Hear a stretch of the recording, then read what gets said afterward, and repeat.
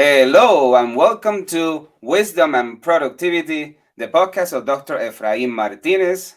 I am a principal in search of wisdom, and I have found productivity to be a great tool for success.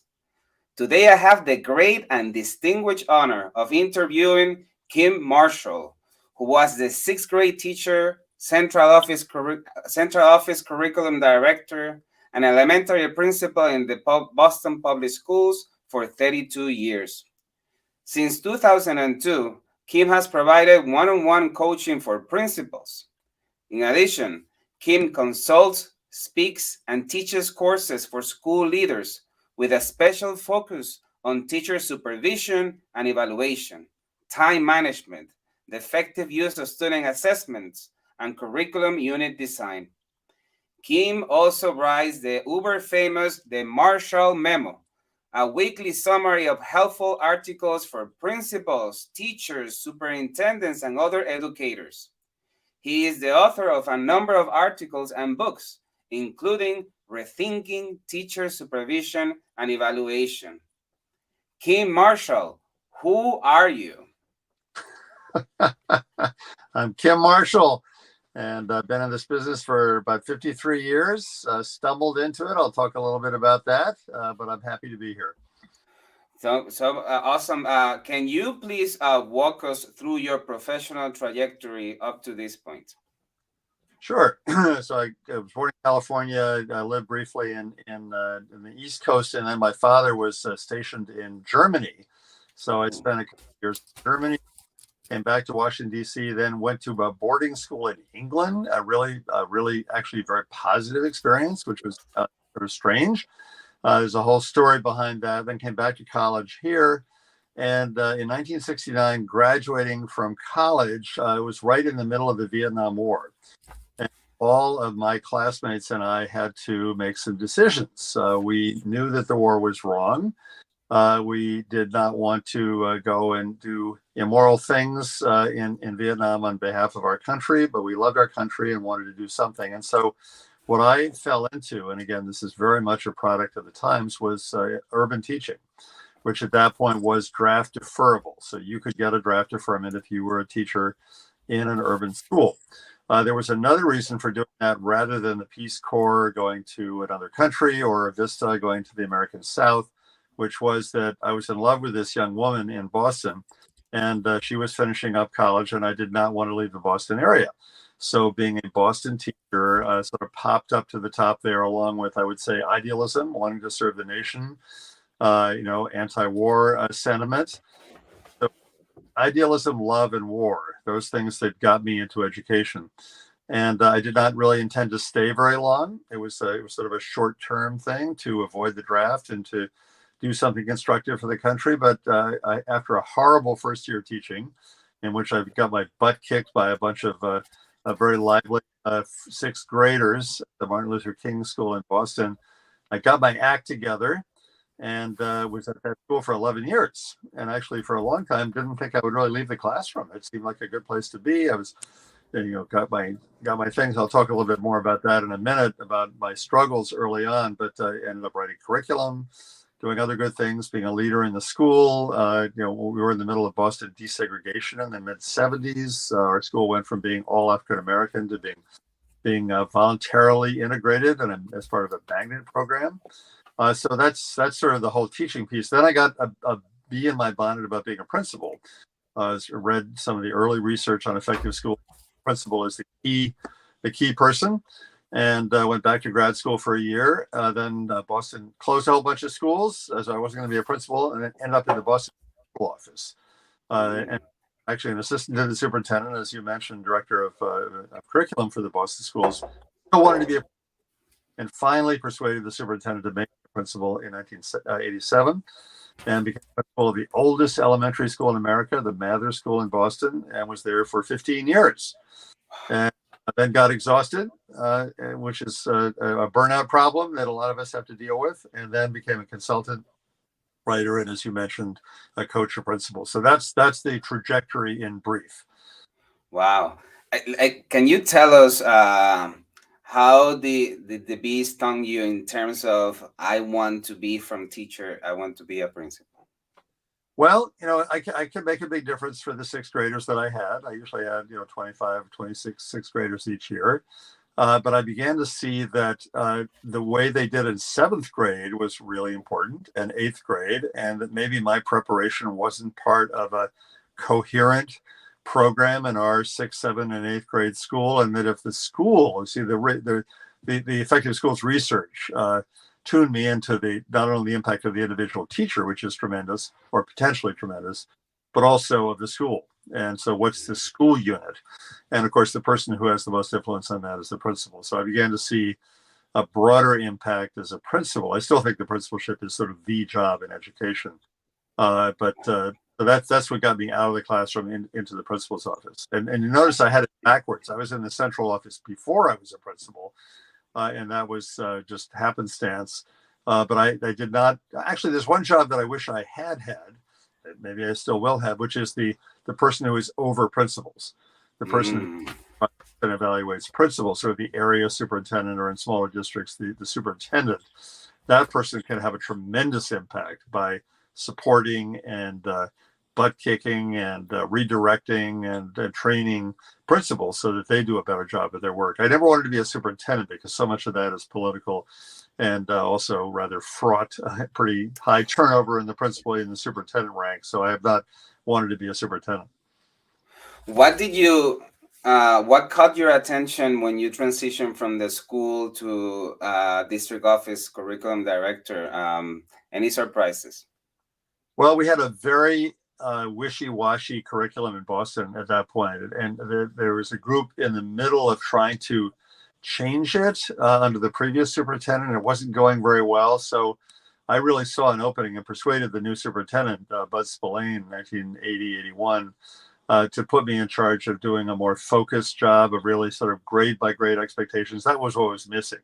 A fourth grade teacher did not have a clear idea of what their work was and how it fit into the broader K to 12 sort of mission of the school district. And I think that's a big problem. And actually, I, as a sixth grade teacher, was very much guilty of freelancing, of kind of doing things would entertain the kids that I was interested in, like the Bermuda Triangle, and a lot of activism at that point.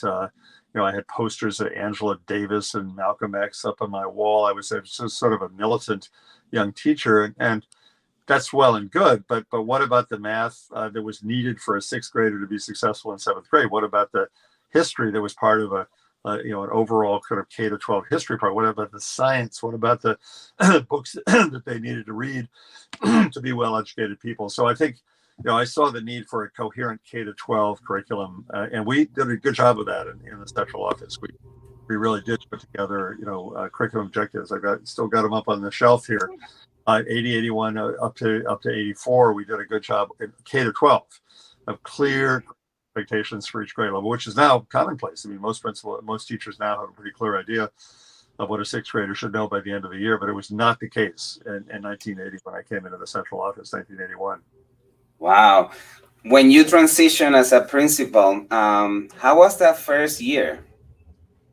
It was pretty rocky. I almost got fired, just like fired in my first year as a teacher.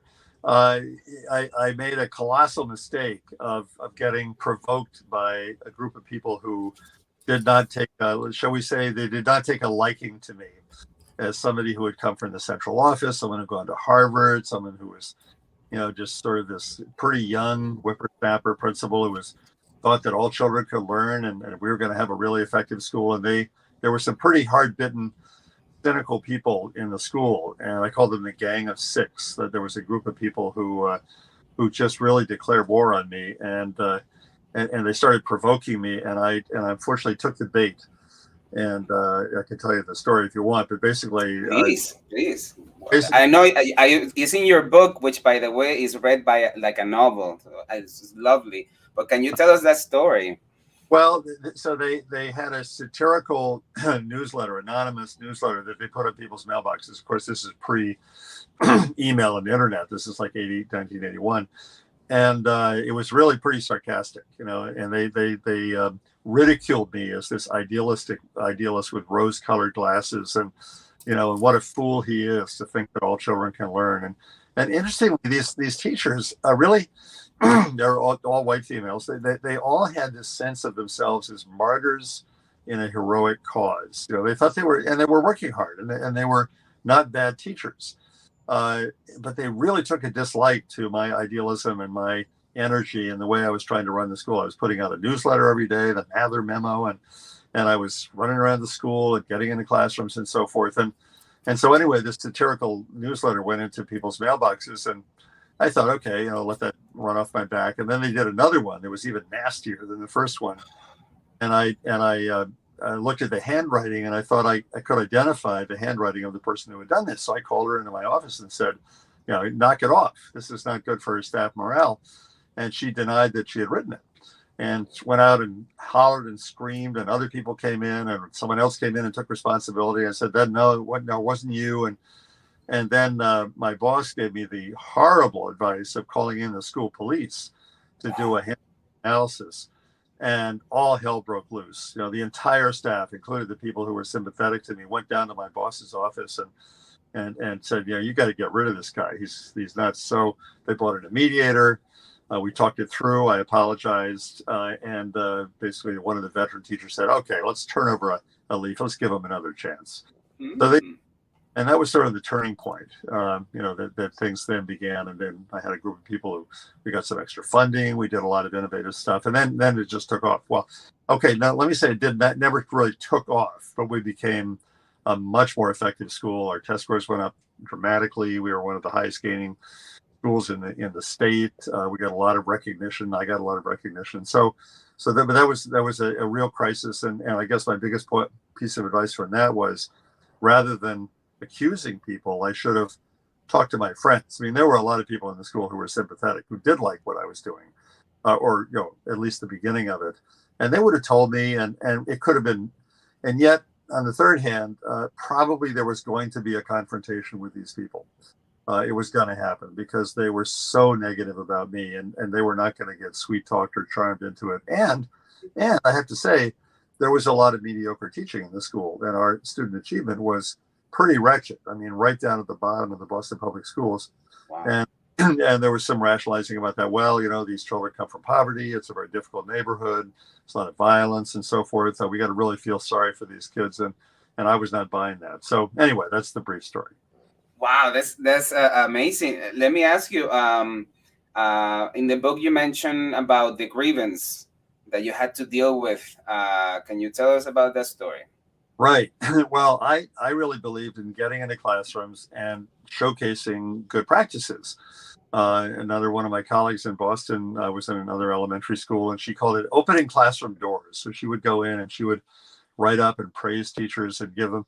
And I had been trained by John Safier, so I knew how to really do good write-ups. And so I started going into classrooms and being quite positive and doing write-ups. And apparently that was a violation of the union contract, because if you do a write-up, then you have to go through and fill out the whole checklist, which we had at that point. I didn't want to do that.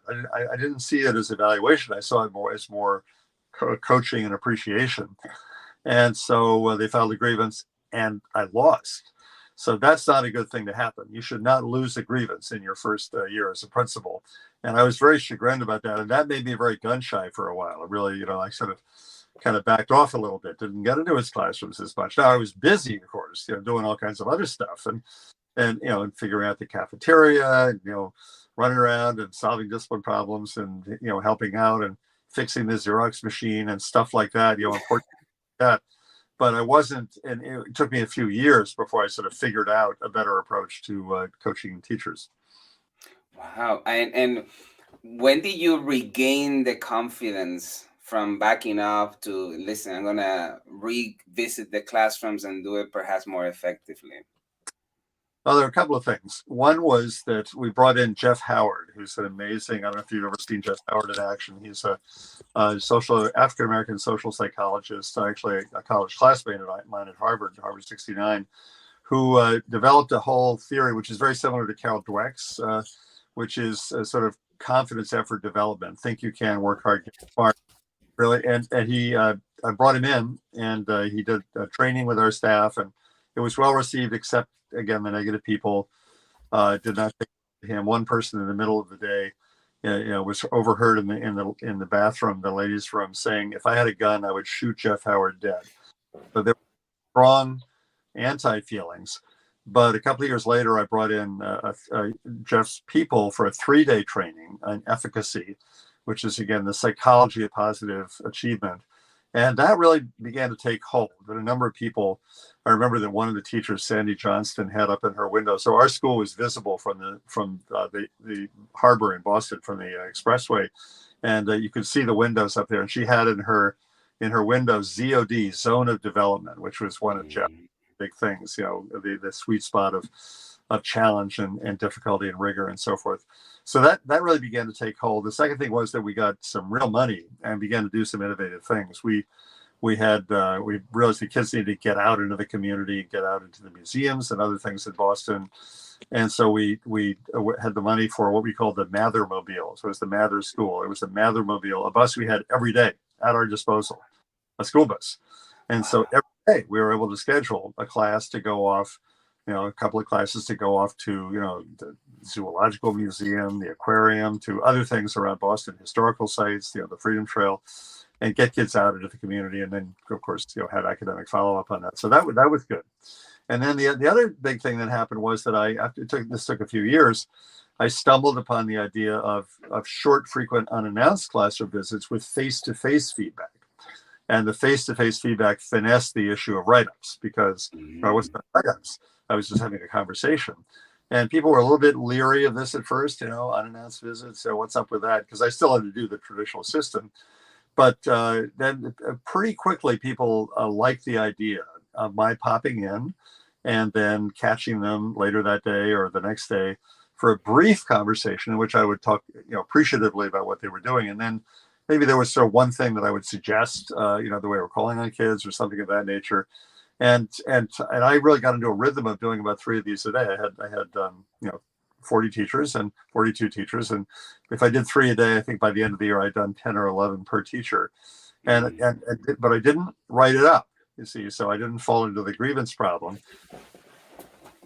Tremendous amounts of information really built trust, and just there was an ongoing conversation about teaching and learning going on. It was tremendously beneficial for me, and I think for a lot of teachers. And we really began to climb and get better. We also put a lot of effort into curriculum coherence, because the MCAS, the Massachusetts test, which for the first time in a long time brought about clear curriculum standards for each grade level. This is like 1998.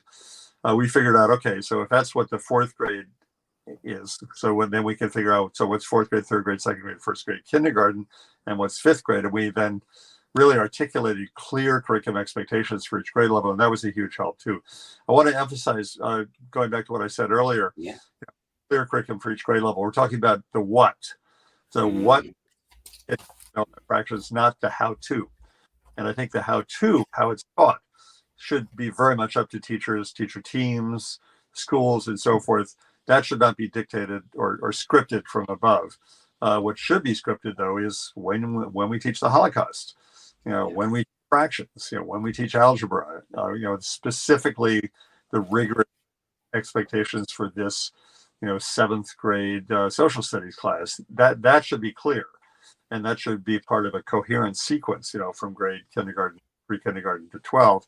But the how-to, that's where you want the creativity. That's where you want teacher teamwork, figuring out, well, afraid, your kids did better than mine. What did you do? How can we teach that better? That's the proper balance, I think, between top down and bottom up. When you decide, after many years and successes, to hang out your gloves, do you remember your last day? And what can you share about that last day? As a teacher or as a principal? As a principal. Well, I didn't think I was hanging up my gloves, because I was only I was not that old, but I was not retirement age, so I couldn't. I was not retiring. I was leaving the principalship, and it was voluntary. I was not kicked out. They tried earlier on, but that didn't work out. But just after 15 years, and first of all, I gave people plenty of notice. I told people in February, this is my last year. We'll be leaving. So they started a search, brought in a good person, etc. But I certainly remember the goodbye party that people threw for me, which was, a big deal. A lot of people were there. I still have the photograph of everybody, wishing me well. Here's an interesting story from that last party. And I gave a speech, and my wife was there, and she talked, and people were sad to see me go, but wished me well. And they knew I would go on to do other stuff. But in that party, there was an interesting moment. There was a teacher, a veteran teacher in the school, who was terrific. In fact, I got her the Golden Apple Award right early on. By the way, that's one thing I did. I got more Golden Apple Awards for teachers in Boston. I was really making sure affected people were being recognized. The Boston Public Schools had this big deal, big party. The mayor. So that teacher, when I did one of my traditional observations with her very early on, I think it was my second year, I watched her do a lesson on estimating the amount of raisins in the little boxes of raisins. It's a sort of classic sixth grade or fifth grade lesson, and she did it well. It was a real show. And when I called her into my office for the debrief, and the write up, I pointed out that she had mixed up the terms mean, median, and mode, and so she had made a mistake in the way she was presenting this, and she cried. Right there in my office, she wept. And she's, older than me, experienced teacher, very good teacher, and so forth. And to have this principal, critique her, it was really bad.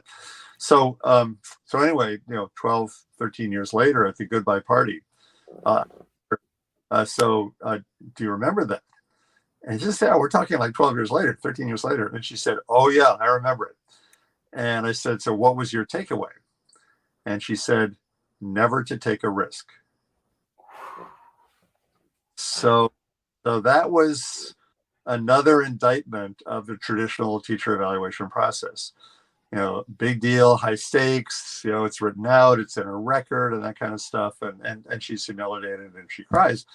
But her takeaway is not, oh, I've got to fix that. Her takeaway was, don't take any risks, especially in front of the principal.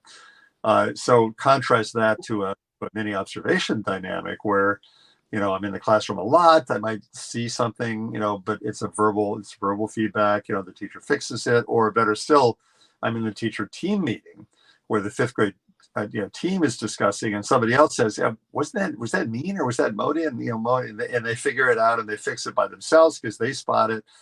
And so it's you bring this whole thing down to lesson by lesson, the way it's being taught and the assessments that are being given. Do we have that right, and so forth? And that was another one of my big mistakes, was I didn't look at teachers' assessments. I wasn't inspecting. I went into a classroom and they were taking a test. I'd turn around and walk out and come back later. But what I should have done was go in and look over the kid's shoulders at the test and the rigor level, the quality of questions, and so forth, and then talk to the team about the test. And then, oh yeah, look at the results of the test. So how do they do? And why were so many kids getting number 12 wrong? What was up with that? And get teachers having that kind of discussion. That's the real work. Always looking at student results. I see. When you, in your book, one of the big achievements is getting an agreement with the union that instead of doing those long evaluations, to use the supervision and the conversations instead. Can you tell us about that success? Well, I think it happened gradually. As I said, initially people were suspicious of the idea of these short, frequent, unannounced classroom visits, but the face-to-face conversation is the key thing there, because that's when the teacher can say, I'm having a bad day, or this student is particularly upset because his father was just beaten by the police or something, and my mother has cancer, something is going on, or the machine broke down that I was using or something, and not excuses but reasons. Or I'm particularly excited about this. Can you come back and see this? So fairly early on, as I started this, I started the mini observations. I won the trust of teachers that I wasn't out to get them, that it wasn't going to be a gotcha, that I was really interested and curious in what was going on in their classrooms. And so that built the base so that when we basically took a vote, a staff vote, because in Boston there was a thing, New York City has something called SBO, school-based option. I think Chicago may or may not have something like that. You can tell me. But here with the faculty vote, then you're able to make a slight change to the contract. And so people approved this. They said, okay, Kim wants to do this. That's fine. We still get written up at the end of the year, but it's putting together a lot of, 10 or 11 of these classroom visits. And so, we think he has an accurate picture. Maybe he saw a couple of bad moments, but he saw overall what was going on. And I thought that was fair. I have made a couple of changes to that since I left the principalship. The things I recommend and do present, write about. But that was how we, to your question, it really was winning the trust of teachers so that they were no longer suspicious or freaking out when I walked into their classroom. Beautiful. And at some point, that Mather memo became the Marshall Memo. Can you share with us the evolution and the idea of doing this? The Mather memo was really a staff newsletter. I mean, so it's a little different than the Marshall memo, although there were some things I was trying to do. So the Mather memo was an attempt, and one of my mentors, Roland Barth, had always told me, when you have a staff meeting, don't be giving announcements, don't be reading circulars, be talking about teaching and learning. And the way to do that is to get all the administrative stuff out of the way in a written memo. And remember, this is pre-internet, so it's a paper memo put in people's mailboxes. And I really, I made that into an informative, funny. There were always cartoons or, jokes or contests, or we had a corporate partner who got us tickets to the Red Sox, regular sort of corporate seats. And so I would say, there are four tickets to the Red Sox game or a Celtics game, and just let me know if you're interested. So by the end of the day, I would have like 40 pieces of paper in my mailbox, and we would go through and drawing, for who wanted to take their family to the Red Sox or whatever. So things like that. Birthdays, student birthdays, so anytime a student had a birthday, which is almost every day, they would be wished happy birthday by other people, by lunch monitors, by their math, by their phys ed teacher, etc. So it was a good, lively, and people read it, because, maybe there were going to be Red Sox tickets, or maybe there was going to be a really funny cartoon in the back. I also, in the Mather memo, also would share brief, articles. And so, for example, in those days, Al Shanker was the president of the American Federation of Teachers, a union leader. And he had a wonderful column almost every Sunday in the New York Times, brief column.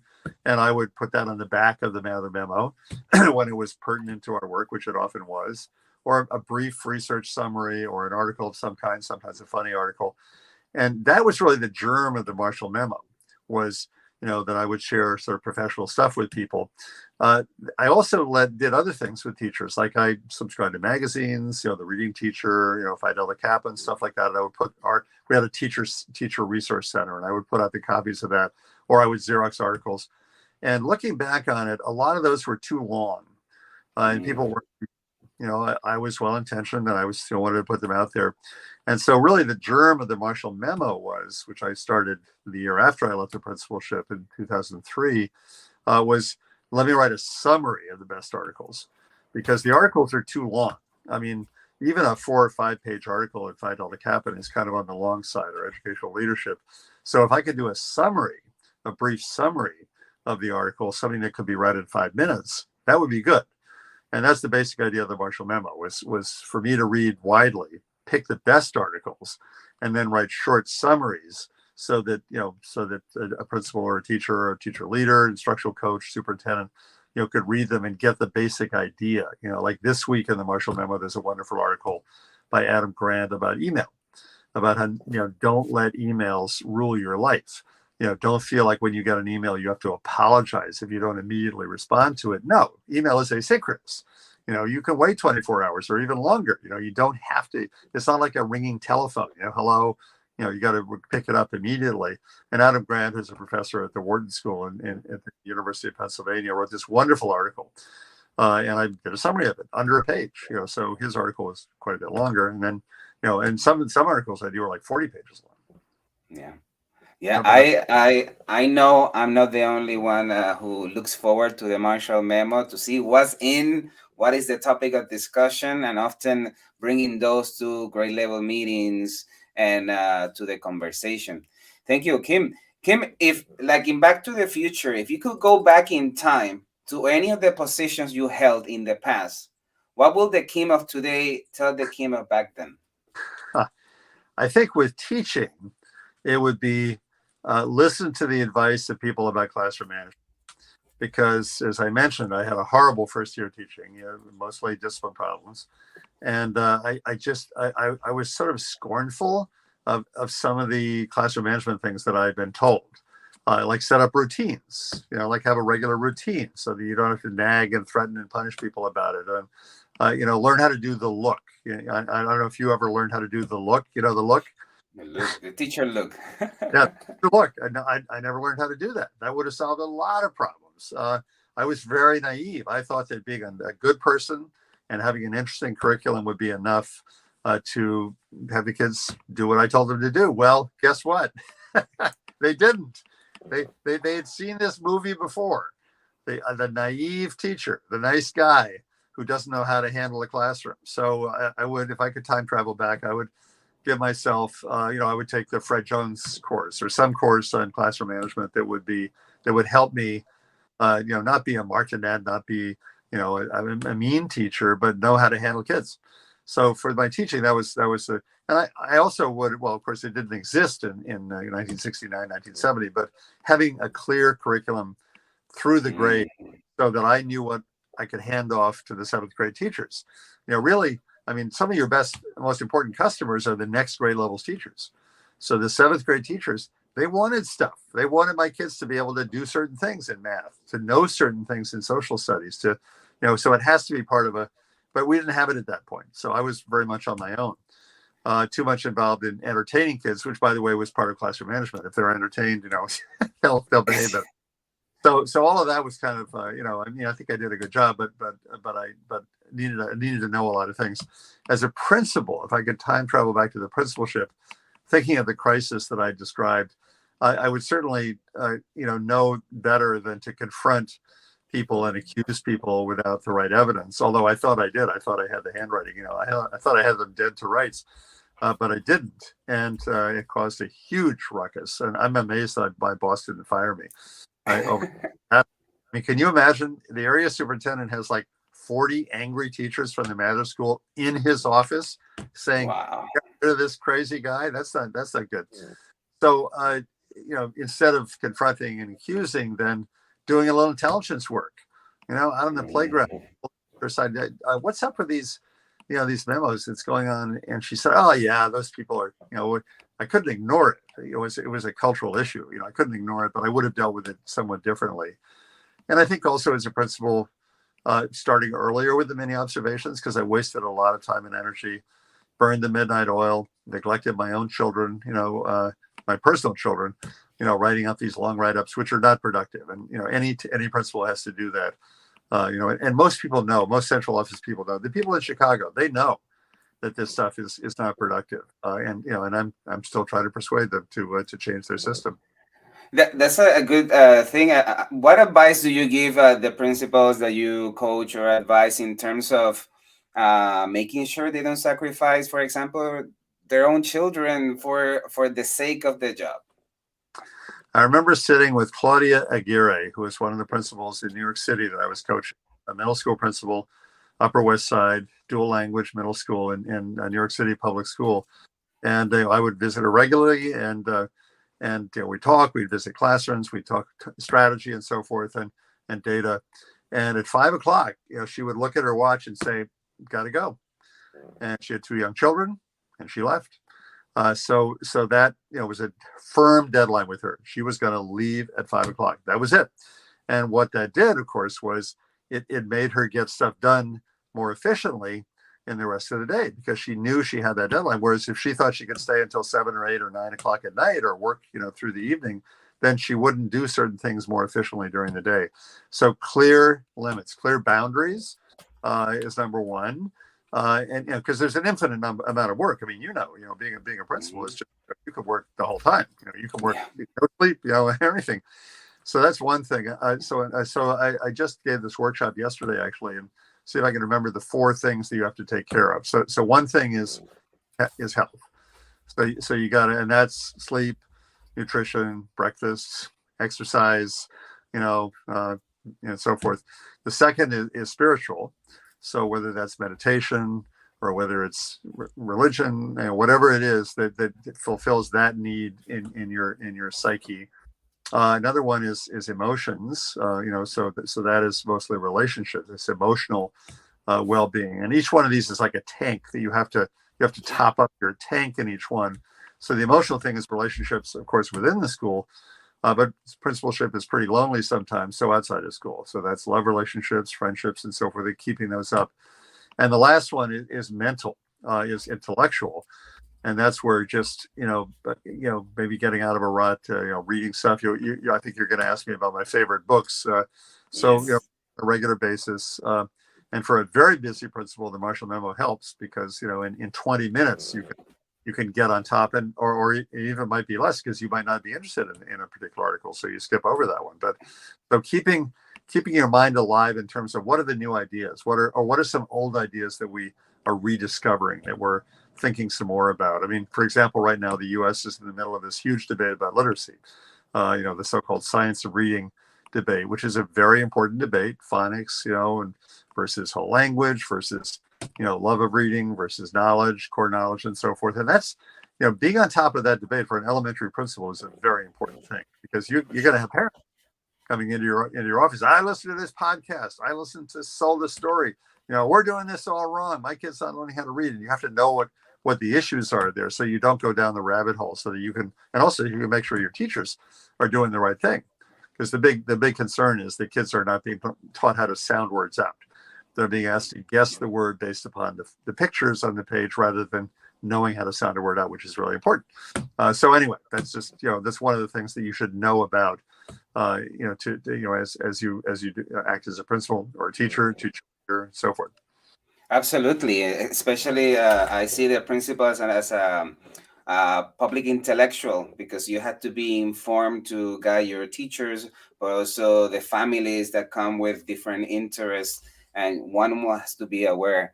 Thank you for that, Kim. So, talking about books, if you will have to gift to a loved one two books, one fiction, one nonfiction, what would those books be?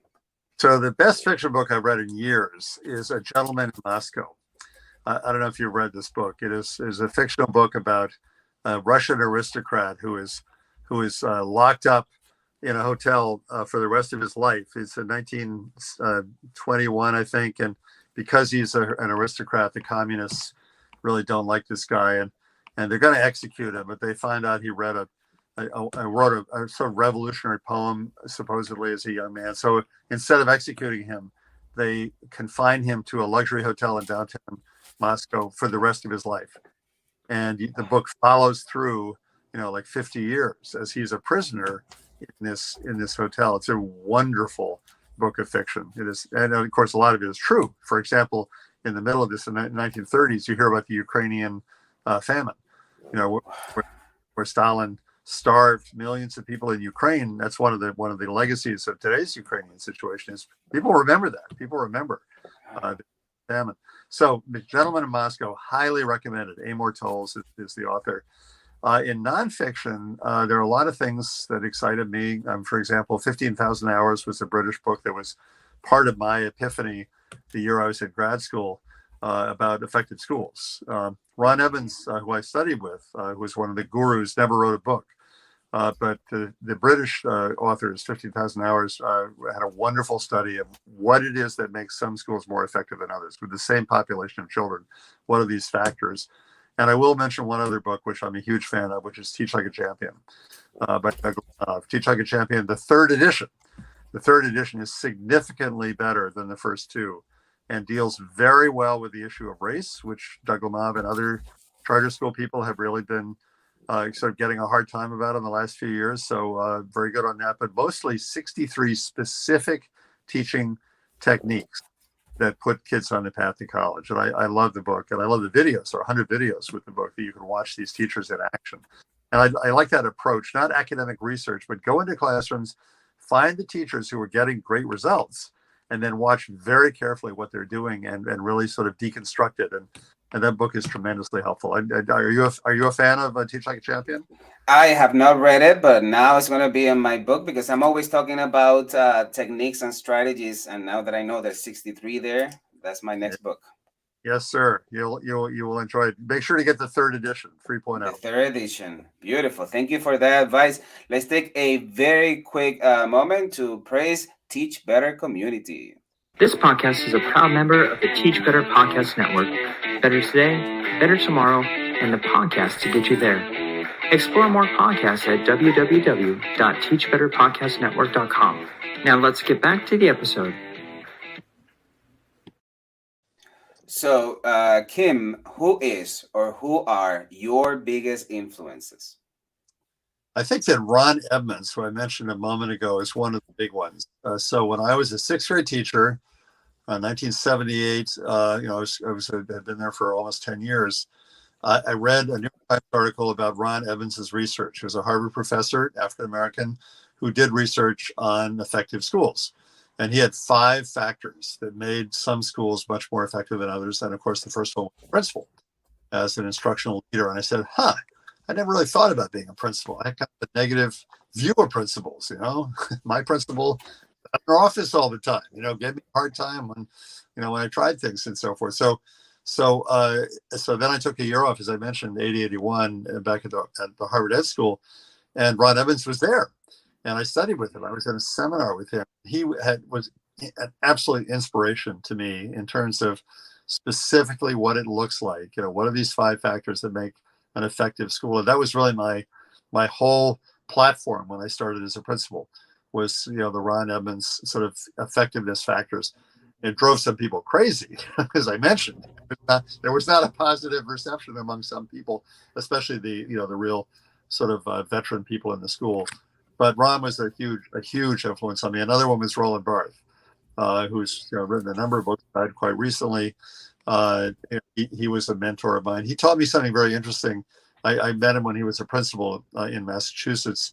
He pushed his desk against the wall, and having the desk against the wall rather than sitting behind the desk like the president of the United States, had set a whole different tone in the office. And he was big on getting into classrooms. He was also big on giving teachers the budget, the instructional materials budget, so they could decide what they were going to spend their money on. And Roland's a wonderful, a wise man. And one of the nice things about the Marshall Memo is when someone like that dies, as he did a couple of years ago, I went through and found all the great quotes from Roland Barthes that had a big chunk of the Marshall Memo devoted to his quotes, some of his wonderful quotes. Wow. Can you tell me more about the pushing the desk towards the wall? That sounds very interesting. Well, so if you have a desk, in the middle of the room, or sort of, and you sit behind it, then that's a very sort of authoritarian type of posture. People come in, there's a desk between the two of you. And as I said, it's sort of like, the presidential kind of look. And by turning the desk around and pushing it against the wall, then you have a small conference table, I had a small round table in my office that could fit, 3 or 4 or 5 people around it. And then, I just turn my chair around and wheel up to the table, and then we'd have a meeting. Entirely different feel to an office, when you have that kind of dynamic. I don't know what your setup is in your office, but it is like the opposite, right? I sit like the president, but now that you say that makes a lot of sense. Just push the desk to the wall. I don't know if you've watched Abbott Elementary, the very popular TV program about a school in Philadelphia. It's in fact, the lead actress is, I think, won some kind of award for this. It's a very popular program. Anyway, the principal in that school sits behind the desk, and I'm using a photograph of that at my workshops. Here's how it looks, in the traditional principal's office, which is the way a lot of people have done it. So just wow. That's a change I have to do on Monday. Thank you so much, Kim. Kim, everybody at some point doubts themselves or think they're not good enough or smart enough, etc. Psychologists call this imposter syndrome. How do you address this, and what advice do you have? Well, I think the big thing where I felt, that I wasn't worthy, I guess that's the thing, did my college make an admissions mistake in letting me in, and so forth. I always looked, and I'm 75 years old now. I don't look it now, but I always looked very young for my age.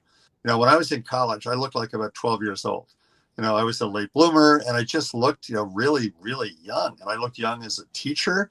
I looked young as a principal, and that sort of worked against me. I had to prove myself. I had to prove that I was a serious person, and maybe, that made me go overboard in some ways. But the fact of the matter is, I am a pretty privileged white male. I have a lot of things which I've gotten in touch with. And a lot of the thinking now is in what ways did I had tremendous advantages. In my life, in terms of private school education, going to school at British boarding school, going to Harvard, etc. And so I haven't had to deal with imposter syndrome perhaps as much as a lot of other people have. I had roommates in college who thought they were an admissions mistake. I've talked to them at our reunions, at our Harvard reunions. They say, I can't believe they let me in. It must have been a mistake, which is so unfortunate.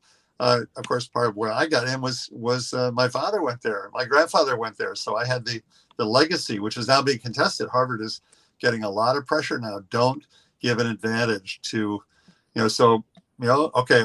Now I'm thinking I have imposter syndrome because I didn't really deserve to get into Harvard. It's because I was a legacy. Okay. So I have to really ponder that one, but it's too late. Beautiful. Yeah. So it's never too late. I appreciate that. So let's talk a little bit about productivity. As you know, productivity is something that means different things for different people. When you look back at your principal years, what were the glows of or the way you organize yourself, and what were some of the grows? I was sitting in a boring meeting once, a superintendent's meeting or something. And by the way, I was famous for falling asleep in the superintendent's meetings. Was asleep, and if I wasn't stimulated, I would doze off.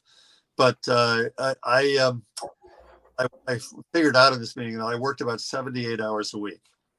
Now that's way too much. That is, I worked. Like one of the questions I ask in my time management workshops is, do you take one full day of the weekend completely off, like where you do no work whatsoever? And I did not take my own advice. I worked, very hard, pretty much through the weekend. I got up very early in the morning, like 5 o'clock, in the morning, wrote the Marshall Memo. And I think that really took its toll, because one of the things that happens when you don't get enough sleep is you lose your sense of humor. And your sense of, by the way, that might have helped in my crisis with the anti-memos. If I just found a funny way to deal with, maybe I would do an anti-memo or something like that. But so I'm an example of somebody who worked too many hours, and it took its toll, and that's why I got exhausted. After 15 years as a principal is not bad, but so setting limits, I would say, but I was, So as the Marshall Memo, I have some productivity advice there. So I've kept this now for coming up on 20 years. So every 50 issues a year, every week, with a couple of weeks off in the summer or Christmas. And one of the secrets to that has been, as the magazines, I subscribe to 60 magazines, and newspapers and hard copy, most of it. And as they come in, I put them aside. They're right over here, and they pile up. I just got 3 magazines today. I got Teachers College Record, I got Social Studies and the Young Thing, I got Communicate. So I don't look at them when they come in. And the online stuff that comes in, like ASCD Smart Brief and stuff, or Gadfly or something, I'll quickly print out the articles but won't look at them. All the reading for the Marshall Memo takes place on Sunday. I sit down and spend about 8 hours in a comfortable chair, going through about 150 articles quickly and folding over the 8 or 9 that I think are promising. And then on Monday, I do all the writing. And then the rest of the week, I'm out there in schools. I'm coaching principals. I'm giving workshops in person or online. And I'm out in the real world, seeing what principals are really going through. And by the way, as you know, this has been a really, really tough year for teachers and principals. Very tough year.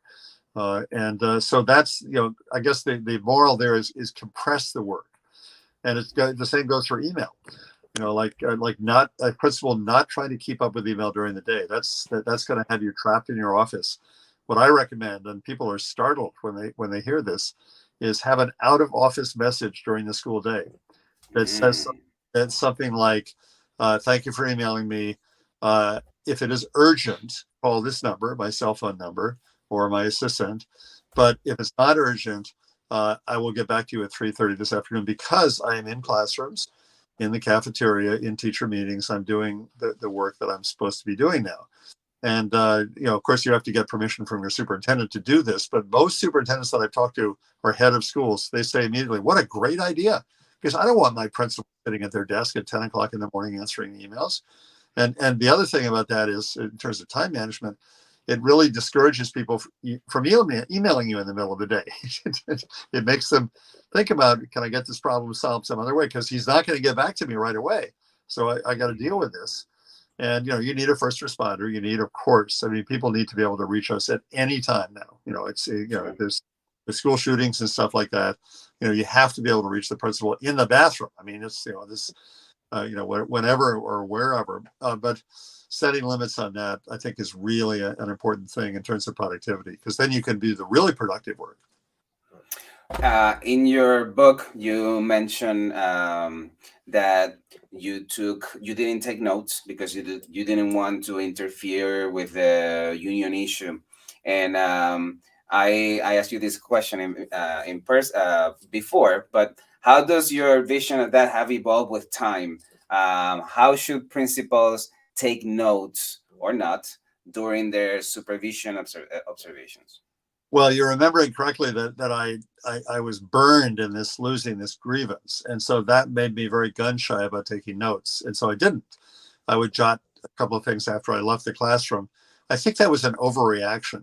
I don't think most teachers would not have minded if I jotted a few notes, but what they would have minded is sitting with a laptop at the back of the room, just type everything that's going on. That makes people nervous. And also, they don't really know if you're writing about them or if you're chopping or writing emails or filling out reports or whatever.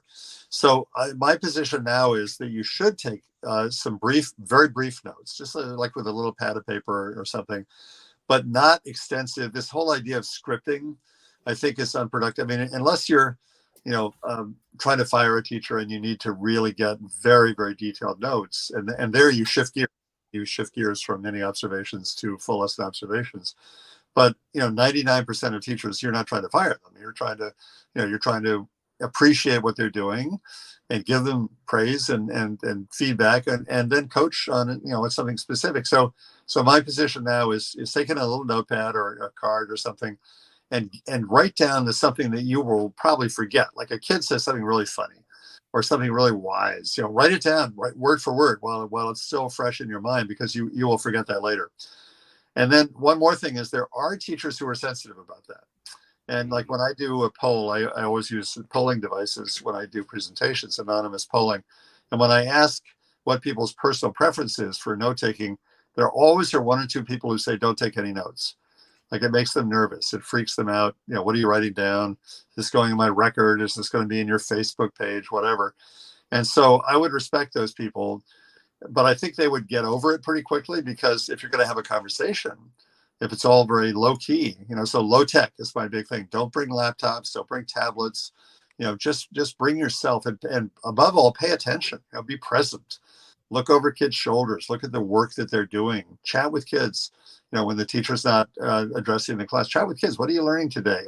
And that way you can really smell the roses in a classroom, and then jot quick notes, and then as soon as possible afterward, have a face-to-face conversation where you ask open-ended questions like, did you get your intended learning results? What happened after I left? That looked really interesting. Or this kid seemed excited. What's going on with that? And then you shift gears and get into maybe there's a critical point, like you're only calling on the boys, or you're only calling on the kids who raise their hands, that sort of thing. Beautiful. Thank you. And Kim, when the curtains close and you take out the cape of consultant, principal, coach, what do you do for fun? Great question. So I am really interested in what's going on in the world. I read 2 newspapers. I read the New York Times, but the paper edition of the New York Times, because I don't want to be on a device all day long. Enough with the computers. And so the paper, and the New York Times is doing a superb job of covering the news. I'm fascinated with what's going on in Ukraine. I'm fascinated with the politics. I'm fascinated with psychology, new insights in science and so forth. And I read the paper quite thoroughly. It takes me an hour and a half to read the New York Times. And just yesterday, I was on a plane and caught up on 2 days of papers. I love to read books. I'm reading a book now about the Panama Canal that's absolutely fascinating. David McCulloch's book on the path between the seas. I love being with my wife. We've been married for 50 years. It's on our 50th anniversary. We spend wonderful time together. And my grandchildren, I have 2 grandchildren, 2 children, both of whom are teachers. So the people part of it is central to my life. I believe very passionately in exercise. So I have 3 outs every week, a combination of aerobic and strength. Keep myself in shape because I want to keep my marbles as long as possible, keep healthy. So I think that's pretty much everything. Yeah, I like to fix things. As I was as a principal, I still like to fix things. Can you tell us a little bit about your exercise routine, which is a part that many of us ignore? Yeah. Well, the thing is, you don't have to run marathons to be in shape. I trained for a marathon once, and it just about killed me. I'm not built for marathons. But the wisdom that I go with is 20 minutes of aerobic exercise 3 days a week. And aerobics can be anything. I mean, it can be running, it can be jogging, it can be fast walking, it can be swimming, it can be bicycling. It's anything that gets your heart beating. Squash, tennis, whatever, pickleball, which I haven't played yet, but I have some friends who love pickleball. So the aerobics is important. And 3 days a week, I mean, some people would say 5, but 3 days a week is, so I do like Tuesday, Thursday, Sunday, the aerobics. But if you're over 40 years old, then you have to start worrying about muscles, losing muscle mass and tone and so forth. And so that's when you really start to need the strength. And I started that fairly recently, got a personal trainer. She taught my wife and I a customized strength routine that takes account of my back and my knees and stuff. And so that's about 20 minutes. So I do that back to back with the aerobics. So I'll, 20 minutes of strength. It's a very thorough routine. It uses, every muscle in my body and it's right here in the house, so I don't go to a gym. Have weights, have a ball, have a chin-up bar, and go through that. And then I do 20 minutes on the treadmill. And by the way, not running anymore. I can't run anymore, but walking on an incline. And then one day a week, I have a rowing machine, which is really great. And by the way, the key to all of that is music. Really, really good playlists. So with the strength, it's a lot about a vocal music, and with the treadmill and the rowing machine, it's R&B. So the music, without the music, it would be very boring. But the music is the key to making it fun and just have a terrific playlist. And so that really makes it possible. So basically we're talking about 40 minutes, 3 different times during the week. And that takes care of pretty much everything. Beautiful. Oh my goodness. This has been a masterclass. Any last words for the viewers or listeners of the show? Well, I think the real work in education is going on in schools, and it's teachers do the real work, and principals create a climate where that is possible. Protect teachers from nonsense from outside, appreciate their work, keep them in the game, and so the combination of teachers and principals, instructional coaches. My daughter, who's been teaching for 18 years, is just interviewing for a job as an instructional coach, so she would be a coach in Boston. If she gets the job, she's going to hear in a couple of days. Our son teaches high school history. We're so proud of what our kids do. It's the real work in education.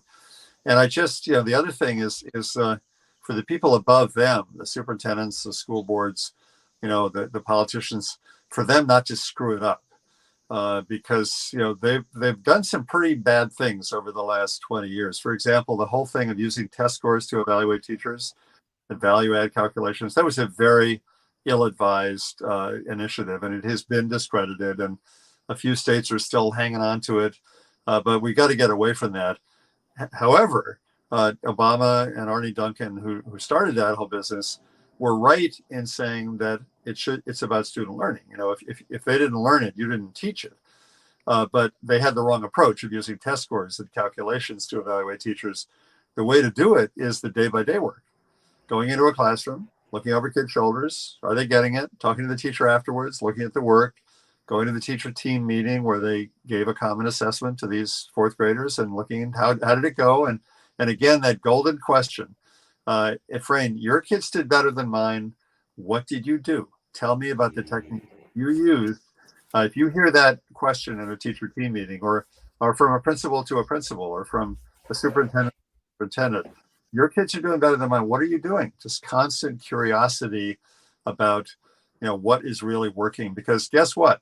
Some teachers are getting much better learning results than others, and they're doing it every day. Some of the best teaching in the world is going on in some of our classrooms, and the opposite is true in some other classrooms. And so the job of the principal, instructional coach, assistant principal, superintendent, assistant superintendent is to help amplify those good practices and gradually improve those that are mediocre, because the mediocre practices are harming kids, and the poor practices too, of course. Amen. Kim, has been a pleasure to have you in my show. It has been a pleasure talking to you. I hope this has helped to all of you out there in the field. We don't say good luck. We shouldn't say good luck in our field. We should say much. Would you say what? Can you say that again? Much success. Much success. Amen. And we leave you with that. Happy Saturday. Thank you. You too. Thank you for listening to Wisdom and Productivity, the podcast of Dr. Efraín Martinez. Chulo. And that production. Chill out.